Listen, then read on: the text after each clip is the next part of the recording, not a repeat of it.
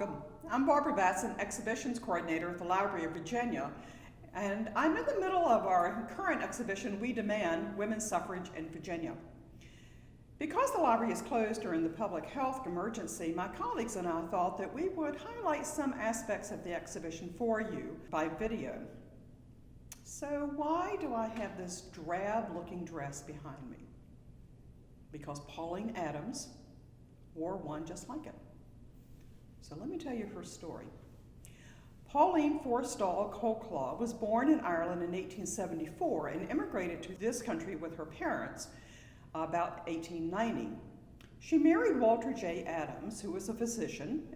They settled in Norfolk and they had 2 sons. And Pauline became interested and involved with various civic activities, including the 1907 Jamestown Exposition, which was an international event. On November 18, 1910, at a meeting held at her house, Adams became a founding member of the Norfolk chapter of the Equal Suffrage League of Virginia, the organization that worked to achieve the vote for Virginia women by an amendment to the Virginia state constitution. Adams served as president of the chapter for 3 terms. She spoke in public, from street corners, and actually had to get permission from the sheriff of Norfolk to do that. She attended state conventions. She even invented 2 suffrage games, which were sold in Virginia and Maryland in 1913 to raise funds for suffrage work. Alas, we have not found any surviving copies of the games. We are looking.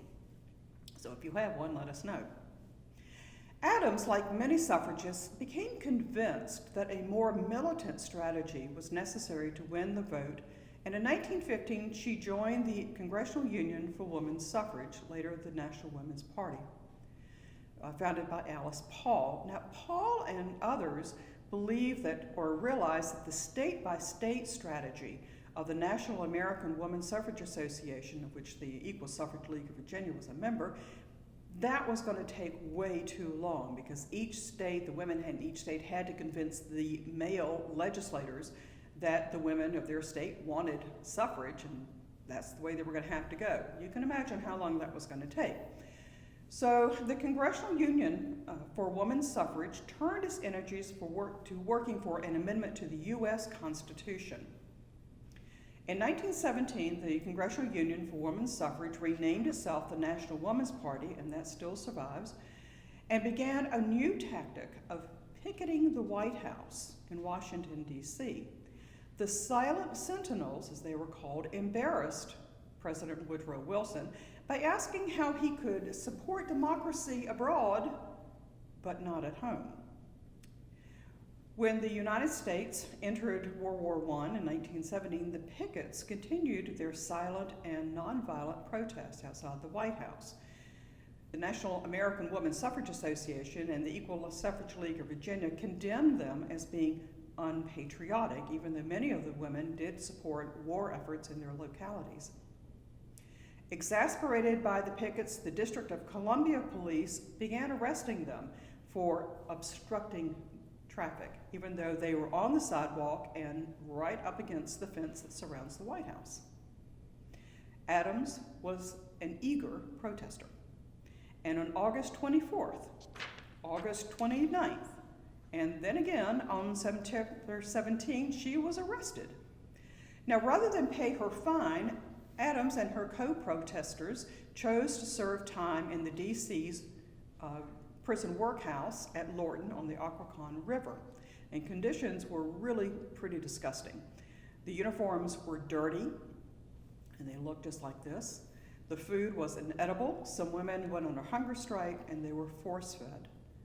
In a letter to her son, dated October 23, 1917, Adams wrote, "I have been kept from the privilege of incoming and outgoing mail for over the past week, and am now locked in a small cell in solitary.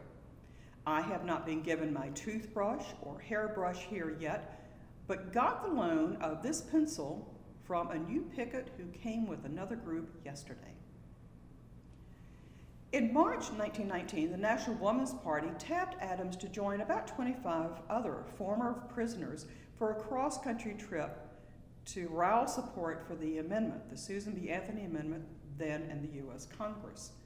The prison special made stops in Charleston, South Carolina, Chattanooga, Tennessee, San Antonio, Texas, Los Angeles, California, Denver, Colorado, and at each stop, they would change into reproductions of their prison uniforms, such as you see here. They would get into automobiles and speak from street corners and talk about their experiences in prison. And in San Francisco, they were even filmed for a newsreel.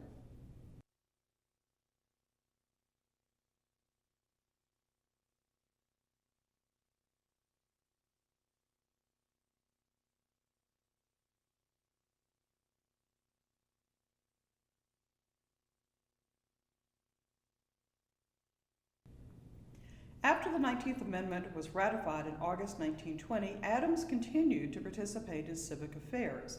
In 1921, she became the second woman lawyer in Norfolk. She ran for the Norfolk City Council, she lost, and she worked for the campaign of Sarah Lee Fain, who in 1923 became one of two first women elected to the Virginia General Assembly.